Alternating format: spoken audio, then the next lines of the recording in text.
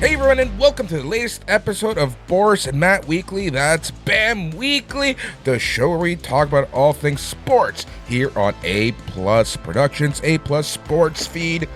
We're your hosts. I'm Boris, and as always, I am joined by Matt. Bonjour! How's everybody doing out there? It is a beautiful time of year, Boris. It's about to be fall officially. Baseball playoffs around the corner, NHL season around the corner, NBA around the corner, football, college, and professional rolling on. How's life, buddy? Pretty good. Been, as always, busy, but things are cruising along. Things here on A Plus Productions are going well.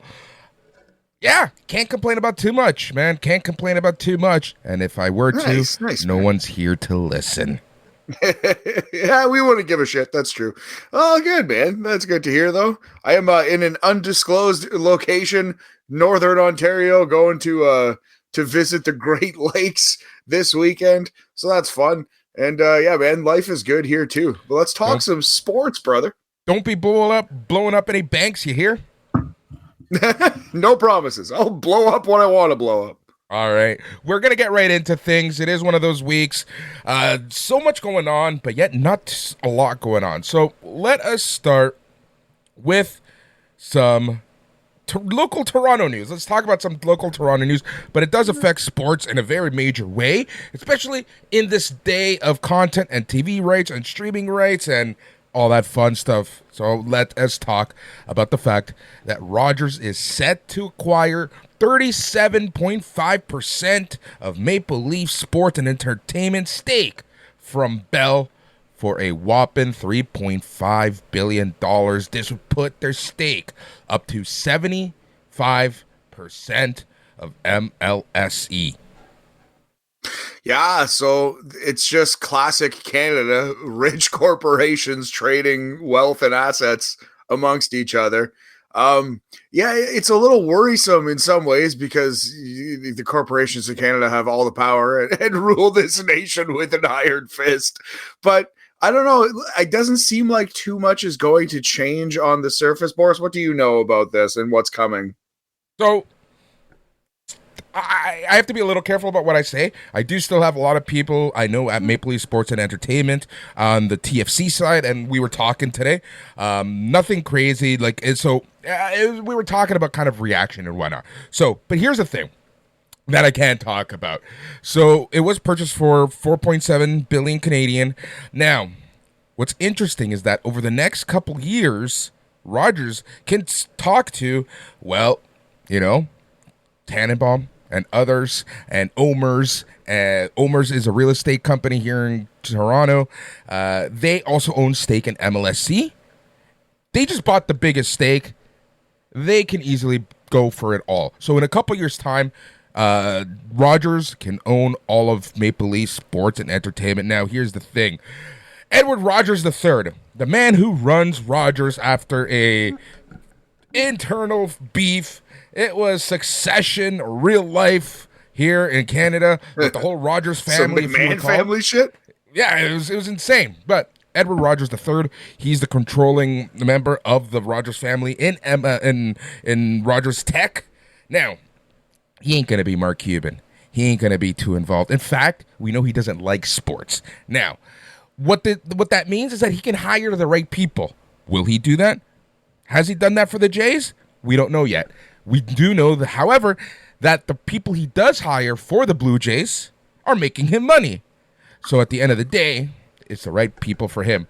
Now, for the Leafs, I don't think this means a lot, right? At the end of the day, they'll be happy with Brendan Shanahan. He's a name. He can bring assets to seats, things like that.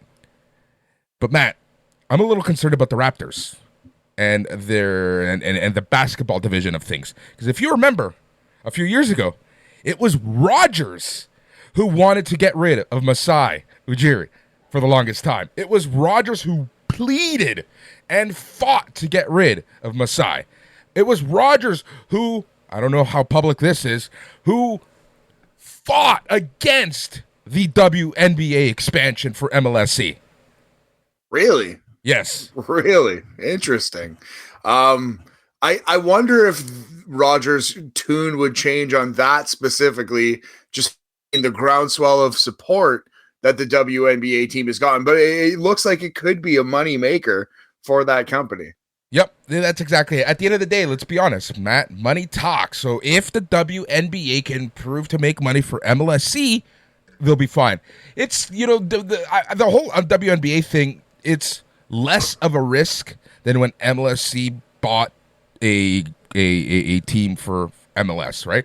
Just remember, the entrance fee for TFC was only $6 million. Wow. Boris, we could raise that kind of money. Give me a GoFundMe. We could.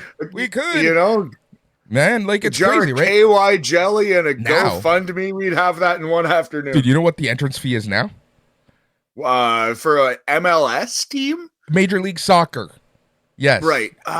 50. Yes. Let's say 50. I'm going to say 50 million, 50. You really do think it's that low? Major League Soccer? Yeah, well, I guess not. Now that you say that, I'll jump it up to 100. 325 million. Wow. And so Toronto FC in 2006 paid $6 million to get into the league. That's crazy. So a good investment by those people. I feel like that's going to be the story of the WNBA team too. It's going to be a doubled, triple, quadrupled in value in a short amount of time. Exactly. That's kind of what I'm thinking, and that's what I'm hoping. Because again, like I said, Rogers doesn't seem to be too happy with basketball. Now, what does this mean for the Argos and TFC? Argos? Who gives a fuck about the Argos, right? That seems to like. That's I don't, but that's the prevailing attitude here in Toronto, especially, right? Toronto has this holier than thou attitude, even with TFC to a certain extent, where if it's not, the top tier level of sports, they don't give a shit about it.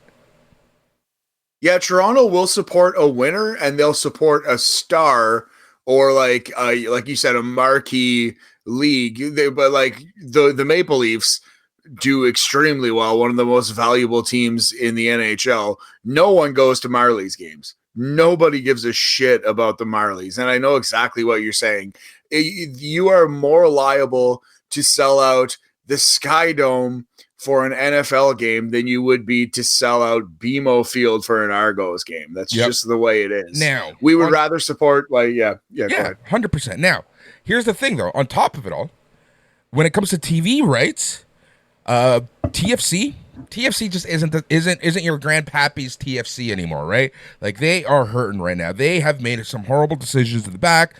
We don't know what's going on. And to top it all off, MLS has the exclusive deal with Apple. So, from a broadcaster's point of view, there are a couple games that Rogers and MLSE can still air, but they're all going to TSN.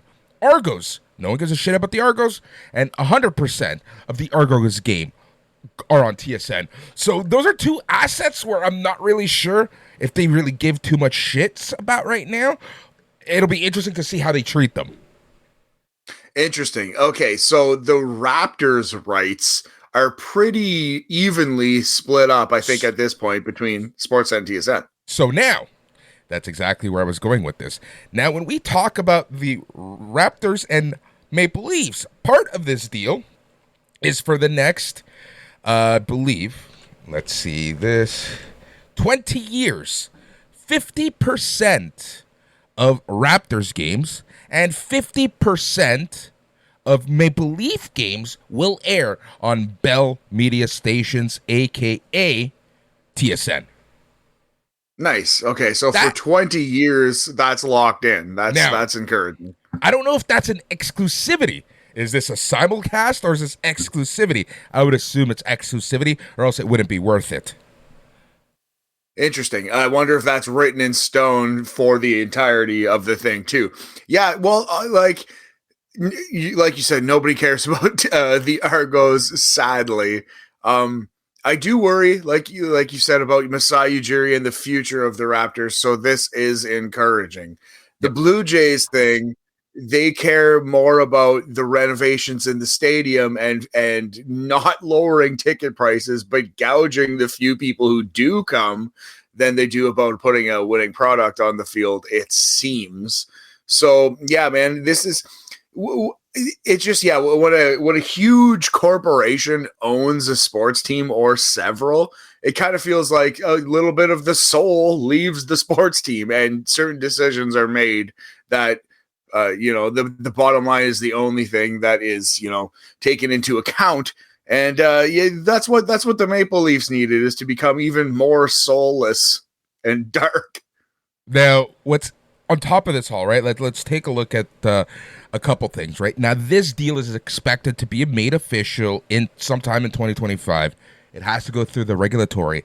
A lot of people are saying that this whole 50-50 bullshit is to appease the regulators, or else Rogers would essentially have a monopoly on sports in Canada. Right. That does make a lot of sense. They pretty much do already. Yeah, but on yeah. paper, right? Like, look, Yes. we're gonna give you 50% of games. We're nice. We don't own everything. Yes, so almost for appearances, and I'm sure they'll divvy up the pie in a hilarious way, and the most pointless and dumb games will be aired on TSN versus the big marquee matchups on Rogers Sportsnet. Pointless and dumb, like Montreal Canadiens versus Toronto Maple Leafs. Games like that will be on TSN. How very dare, buddy! I'm excited. I'm excited to watch the rebuild, also on a Bell product, Crave TV. Now, Keith Pelly just took over the MLSE president's job in April. We'll see if he stays in charge. It'll be very interesting from a Rogers point of view. He has a lot of experience. He's worked with MLSE. He knows the community. Tannenbaum's kind of handpicked him. He headed Canada's 2010 Olympic Vancouver squad. He also worked and ran the Argos for a few years. So Keith Pelly understands the game, if you knows what I mean. I do knows. Well, okay, man, like all we can do is hope for the best and just watch the soul and the heart slowly get drained from these teams. Although if you're a Maple Leafs fan, the soul and the heart left your team long ago. I think that's sports in general, Matt. Like, we're seeing a huge shift in sports where, I remember speaking with Tim Lewicki over dinner when he became the president or CEO of MLSE. And his whole thing was, the sport that we're watching is secondary. What they sell is the experience. And have you noticed that over the past, 10 years, really picked up over the past 10 years, these stadiums have bars, nightclubs, this and that. They sell crazy food. It's the entire experience, and the game literally is secondary. I don't know if you've gone to the Skydome this year, but there's just so much happening in every area that you find yourself walking around the Skydome more, and you find yourself watching the game less and less. Yeah, nowhere is that more evident than the Skydome. I have been there this year, and yeah, it is very different. There's all the little sections, like you said, akin to a nightclub, or at least a standing room only weird bar. And yeah, man, I understand the world we live in with marketing just being everything. And yeah, it's I don't even want to call it sad. It's almost an inevitability. But I do feel bad for the hardcore Jays fans who are watching the team kind of struggle, fourth worst team in the entire AL right now. I think the Blue Jays are, and it just, the owners couldn't be happier because they're continuing to make money hand over fist. So, So let's talk about this TV deal. So if people remember, Rogers got the exclusive NHL rights for 12 years. This is going to be expiring in the 2025-2026 season. So the timing, all of this is very interesting. Now that Rogers has a much bigger stake in where this is going to end up, go figure. So you can damn well expect that Rogers is going to make a huge bid to get the exclusivity on NHL for more than once this contract is up. Guaranteed. That's for sure coming. And yeah, it is to be expected. Yeah, we have to just see how it all plays out. But it is just funny that Rogers just acquires more and more of this nation. It's just so funny. Like 3 corporations own everything in Canada. Yeah, literally. Literally. It's crazy, man. It's funny. I saw this thing that like Bell, they're changing their kind of mantra from telecom to techco, which is scary within itself. What's the difference? What is the difference between a telecom and a Telecom tech? is they're focused on one thing. Techco is they're a tech company that has their dicks in everything.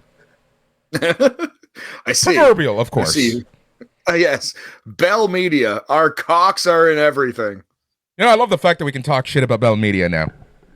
It's pretty nice. It's pretty nice. Although I reiterate that I can't wait to see the rebuild on the Montreal Canadiens, the docu-series on Crave TV. I pay $17 a month for the cheapest tier of Crave TV. Fuck Bell Media. Oh my god. All right. So yeah, so we'll see. I know, dude, this is like this news broke under 12 hours ago at this point, but to me it's so curious.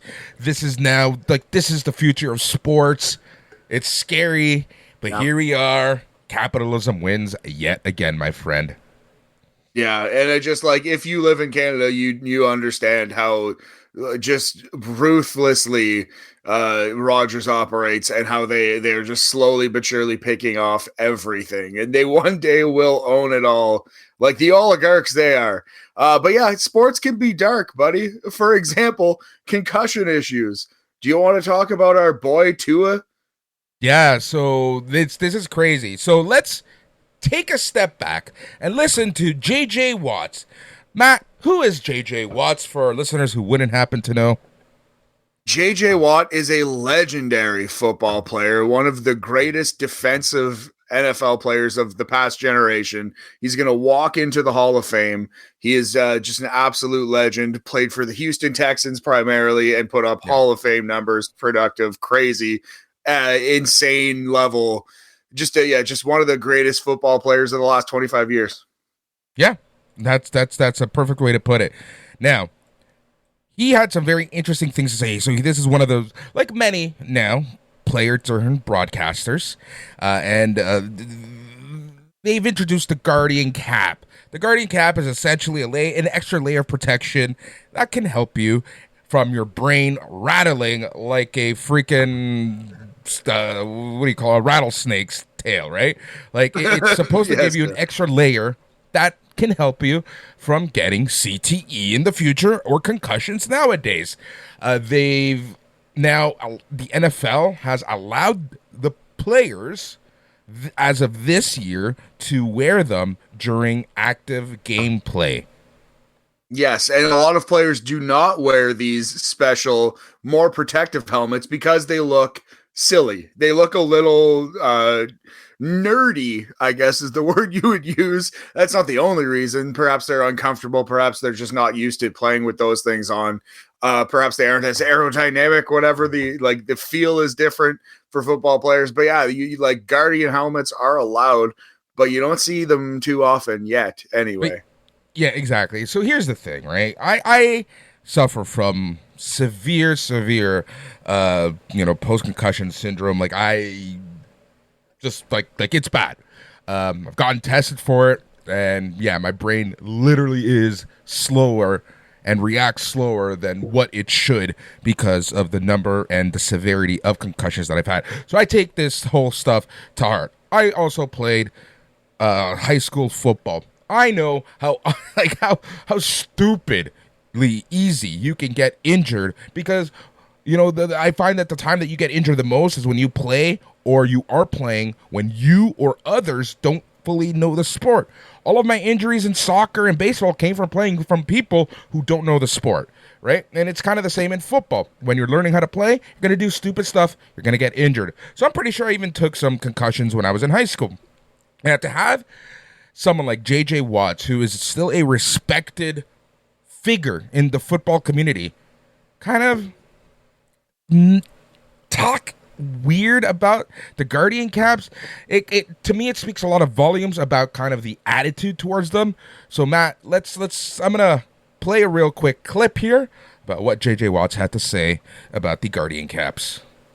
Yeah, I mean, if you want to wear it, feel free to wear it. I mean, if it makes you feel safer and that's what you want to do, absolutely. Would I wear it personally? No, but everybody gets to choose what they want to do. So there you go. The way that he said that was very much, like, what's your take, Matt? Well, it was dismissive, obviously, but it was tame. He wasn't like making fun or chastising the people who do it. But at the same time, there's a lot of subtext there. There's a lot of him, like, I don't know. He's saying like, well, I wouldn't do it because I'm a tough, manly JJ Watt. I don't need it. You know what I mean? Like, there is a little bit of subtext there, but I don't know. It was tame. It was, he did say, like, if you read the quote on paper, it doesn't really come off that bad, although I disagree, and I think that the NFL should be pushing these a lot stronger. Well, how do you feel about it as someone who has, bad experience with CTE, perhaps, and post-concussion syndrome and all that shit? I think that at the end of the day, someone it is their decision, but I think that a respected future Hall of Famer, a respected great in the game of football should be a little smarter, right? I kind of feel like the whole "we are men, rah, rah, rah, we have to be tough" kind of thing needs to like be a little more tranquilo, especially when it comes to brain and brain injuries, because we don't, like, people are still learning about how bad brain injuries are. There's so much. My brother works for a company that specializes in concussions and concussion treatment technologies. Like, there's just so much money being put into this field. So having someone kind of say, who's respected, to me, it's kind of like, well, if I'm a rookie in this league, I don't want to be made fun of, so I'm not going to wear it.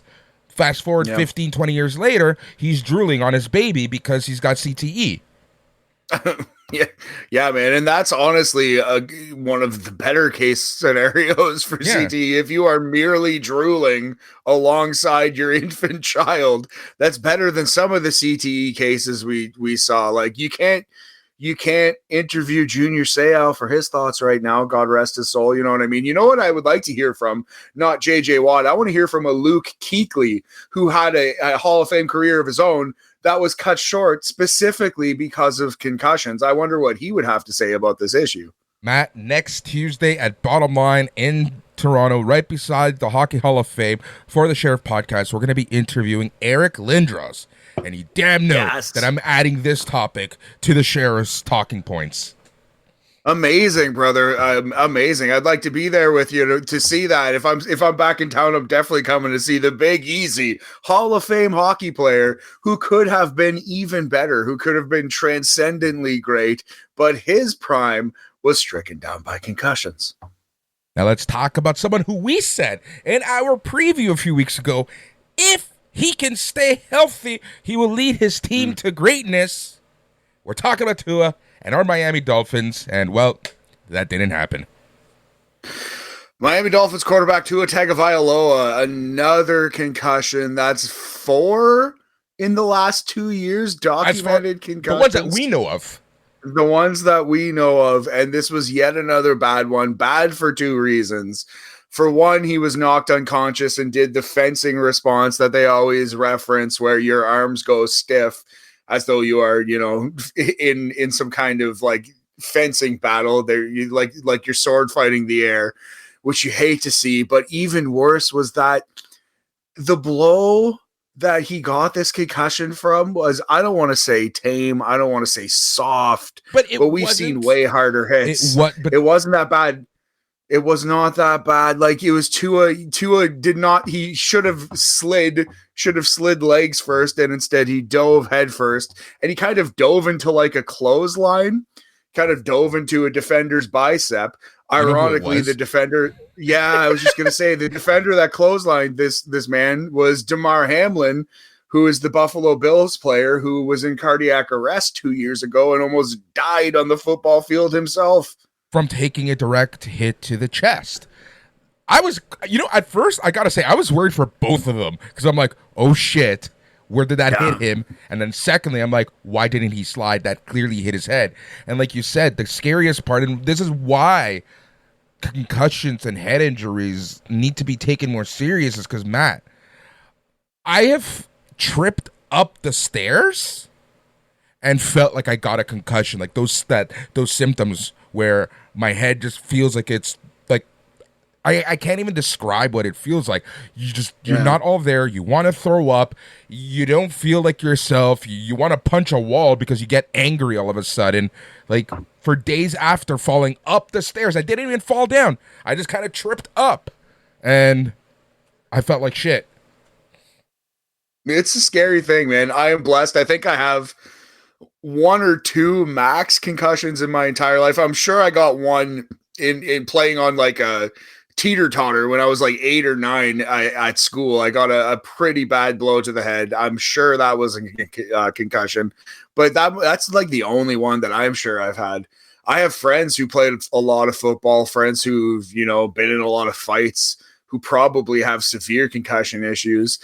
And that leads even in my buddies who none of whom played in the NFL or the NHL or anything, you can see they kind of struggle with some things that perhaps could be part of the CTE thing. You know what I mean? So it's terrifying, man. And for Tua, we're Dolphins fans. We've seen this guy be the most accurate quarterback in the NFL for a couple years running and be kind of the engine that helps this Mike McDaniel offense run.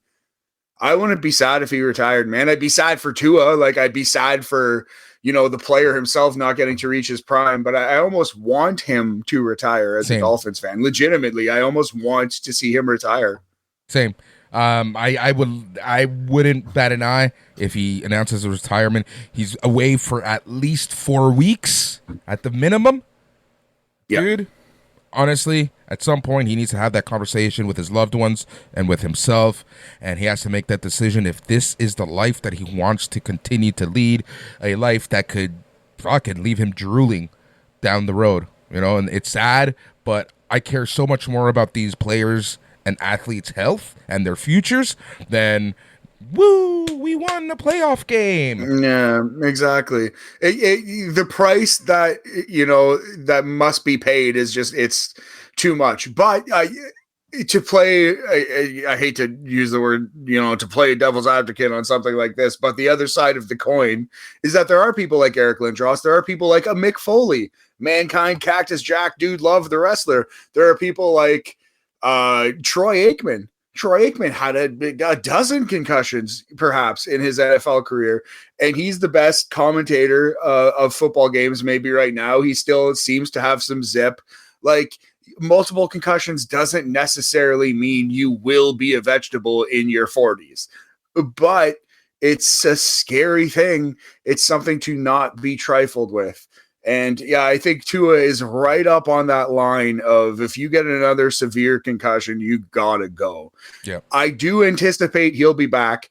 I do anticipate he'll be back this season. I think sometime around Christmas, between Remembrance Day and Christmas, he'll sit out longer than the allocated 4 weeks. He'll sit out like 6 to 8 weeks, but I bet we see Tua again this year, man.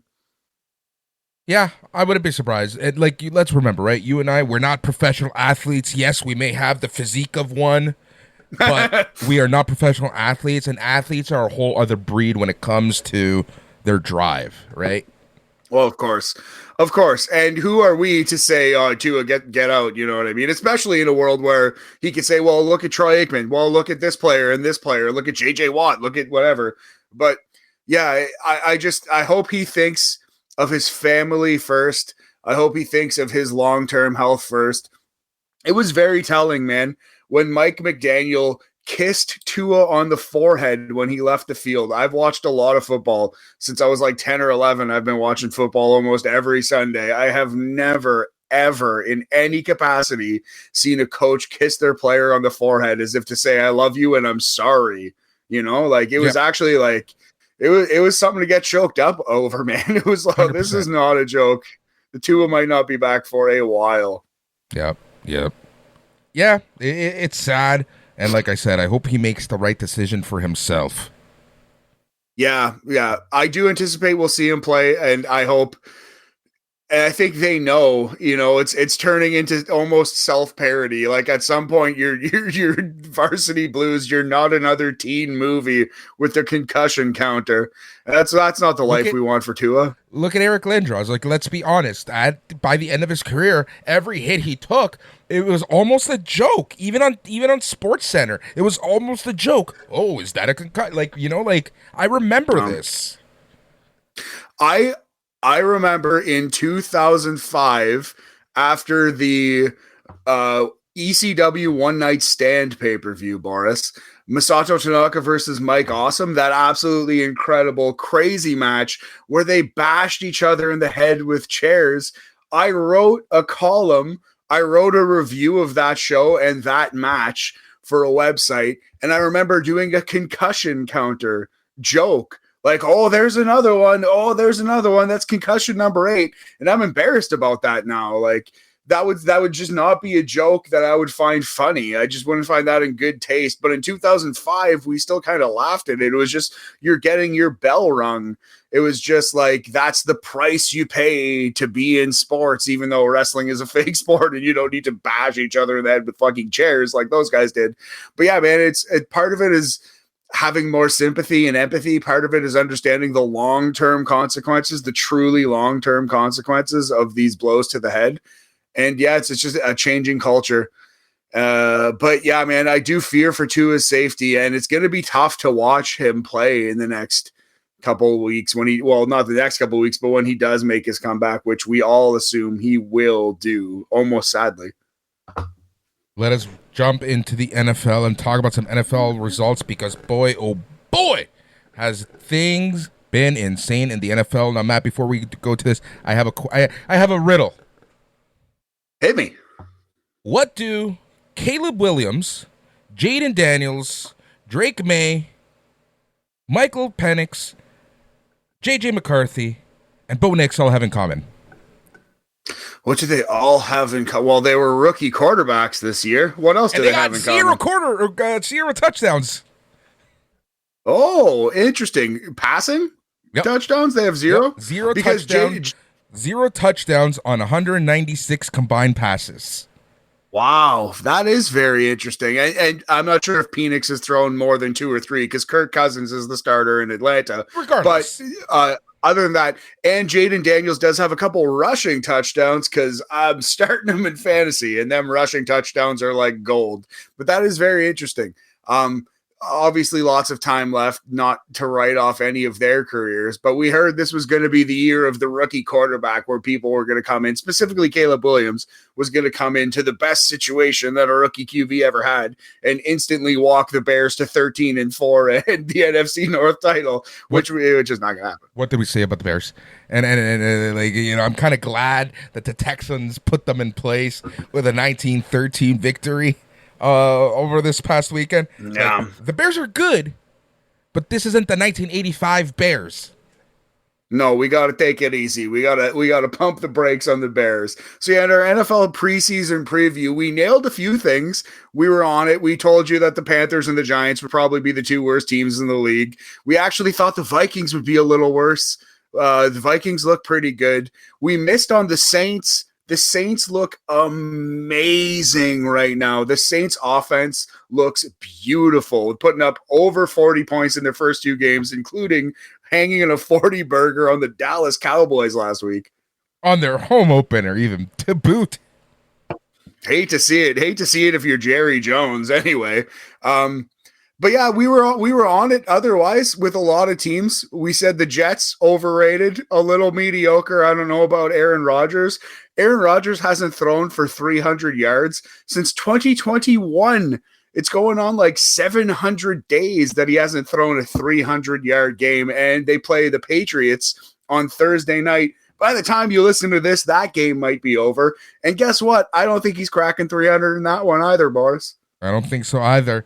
The Lions 0-2. Who would have predicted that?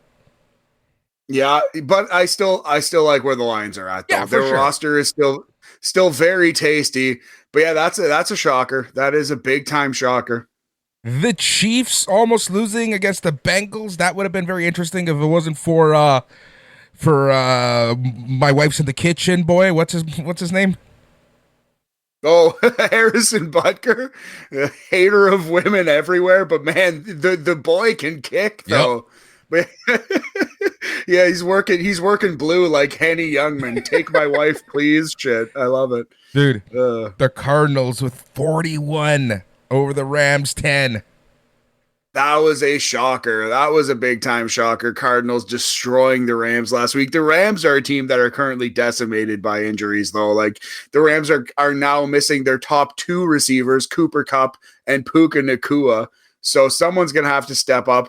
Thankfully, the Rams are really well coached. They do have a very good system. I feel like somebody can step up, whether it be a DeMarcus Robinson, Tutu Atwell, I believe his name is. He's another candidate to step up. Their tight end Colby Parkinson might have to be that guy. But yeah, Rams might be in some trouble. I think so. I really do think that they are. The Rams are just there again. It's not the same Rams team. You can't buy a team in the NFL, even in today's free agent market, right? Anything else you want to talk about from week 2 results before we jump to preview week 3? Chargers a little surprising at 2-0, but I mean, if you look at their opponents, it doesn't shock you too much. Jaguars don't look good at all. The Jaguars are such a puzzling team because the roster on paper, that team is really good. That's a great Madden team. Why is it such a bad real football team? We can talk about AEW in the same way. On paper, they look great. God, Tony Khan booking has ruined the Jacksonville Jaguars.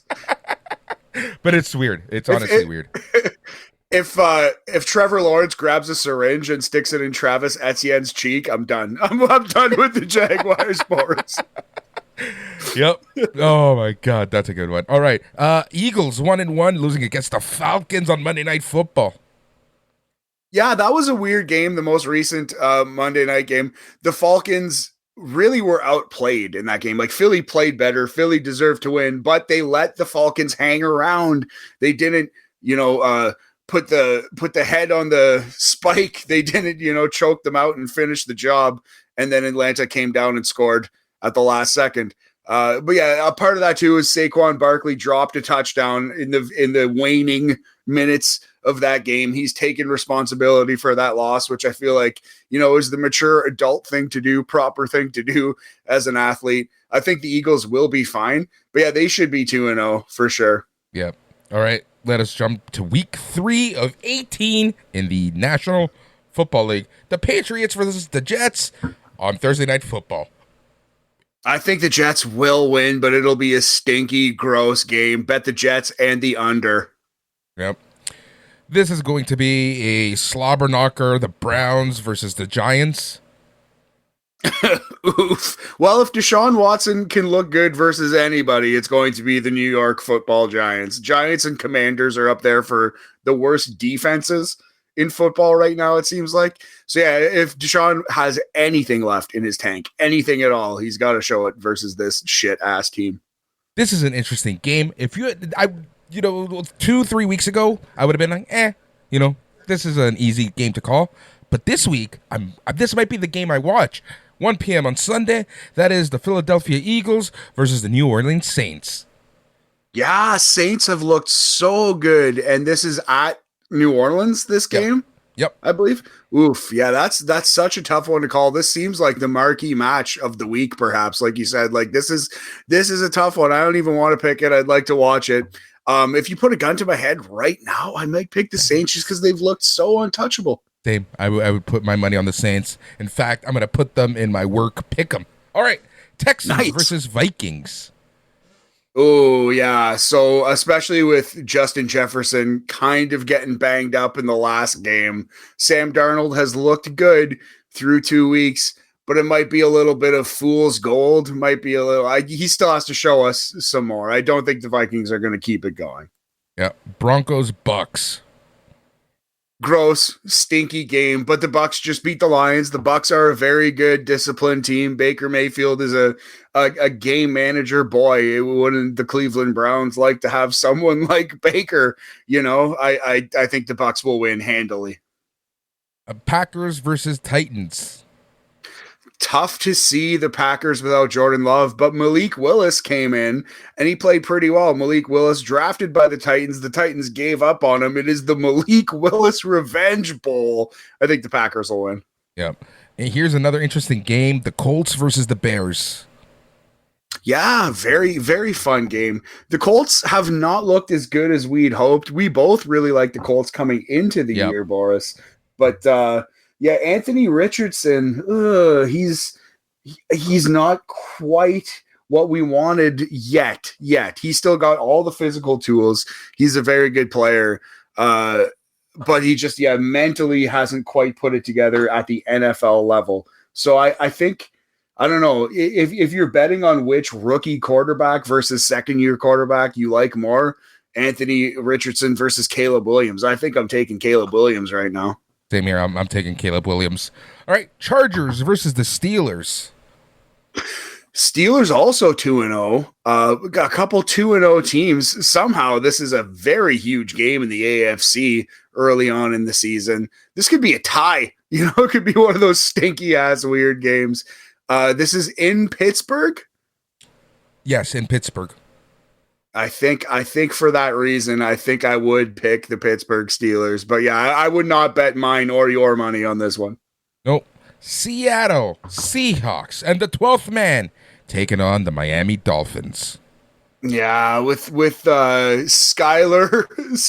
Fowler. What's Skylar's name? Skylar Thompson as quarterback.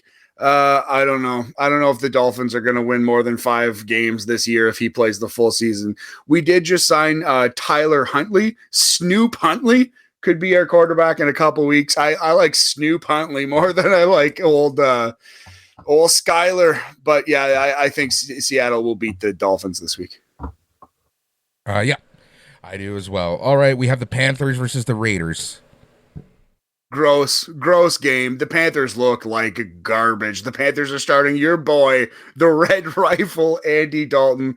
Maybe he's going to lead them to the promised land, but I expect the Raiders to continue their sneaky good start to the season. Yep. All right, we have the 49ers versus the Rams. Yeah, this is a battle of two teams who are just banged up and shell-shocked right now. I feel like the Rams are more banged up and more shell-shocked, and for that reason, I would pick the 49ers. But yeah, this is the MASH unit versus MASH unit on this game. It's a tough one to call. Yep, Lions versus Cardinals. A very fun game on paper. This is going to be extremely entertaining. I think because the Lions lost last week and the Cardinals won so convincingly over the Rams, the Lions need it more. I'm picking the Lions. Yeah, Ravens, Cowboys. Ooh, gross. The Cowboys also got obliterated last week, but the Ravens are 0-2. So I don't see Baltimore going to 0-3 to start the season. I just don't see it. Baltimore's got to win this one. Yep. The Sunday night game is the Chiefs versus the Falcons. That's a fun game. The Falcons were very lucky to beat the Eagles. They did not deserve to win that game. The Eagles gacked it up at the end. I expect the Falcons to lose this week. Yep. Jaguars versus the Bills on Monday night at 7:30 p.m. Yeah, 2 Monday night games this week. Strange to see Jacksonville in Buffalo for this early Monday nighter. Jacksonville has not impressed me at all. We're just waiting for them to put it together because their offense is really good on paper. Their defense is really good on paper. We just did the bit, though. I think, I got to pick Buffalo. Until we see Jacksonville put it together, you can't anticipate that they're going to. Agreed. And the right now, Josh Allen is looking really good. He's looking rejuvenated. He's looking really good. And then at 8:15 p.m. on Monday, September 23rd, we have the Washington Commanders versus the Cincinnati Bengals. This could be a game where Jaden Daniels throws a couple touchdowns and gets the rookies into the end zone, because both of these teams have pretty good offenses, pretty fun, exciting offenses, and fucking Swiss cheese defenses. It's going to be 50-45. Yep. That's what I think. This is going to be a slobber knocker. The Commanders are just absolute trash. The Bengals are, you know, I can see them going deep. I can see them going deep in the AFC.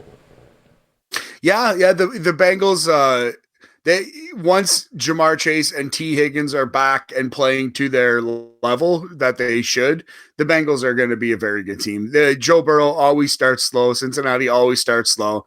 And then once Christmas rolls around, you're like, oh shit, why are the Bengals like 10-3 right now? So yeah, I do expect the Bengals to win a high scoring affair. That is week 3 of the National Football League, my friend. Yeah, it's going to be, the NFL is going to be very weird this year, I think. I think there are teams that we predicted who are going to be good, who are going to be trash, and vice versa.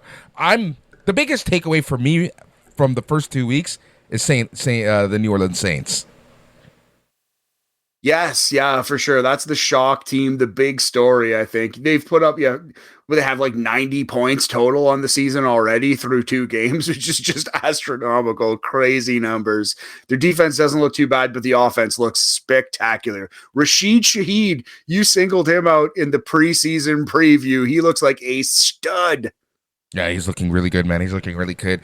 All right, Matt, that is all we have planned. Anything else you want to chat about, or do you just want to call it a week?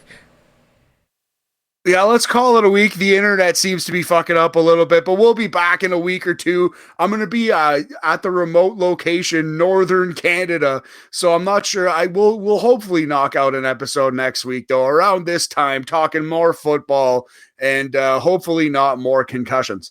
Exactly.